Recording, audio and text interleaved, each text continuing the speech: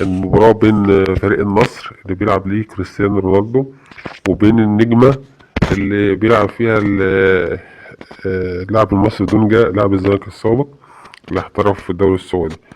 آه، اللي حصل المباراة دي انتهت بنتيجة 5-2 لصالح النصر. المهم حصل ايه، حصل لقطة يعني مش عارف اقول عليها كوميدية ولا اقول عليها ايه بالظبط. كلنا عارفين دونجا، كان في لقطة دونجا وقع في الشوط الاولاني مصاب، فضل واقع في ارض الملعب فمش عايز يطلع، بيقول مش قادر اطلع، فدخلوه عربية الاسعاف. المهم كريستيانو حاول يطلعه كذا مرة ويتحنن عليه وقرب يبوس على ايده. بص بص بص دونجا بيعمل ايه. يعني دوقوا النهارده الكلاحة اللي احنا كلنا عارفينها عن دونجا.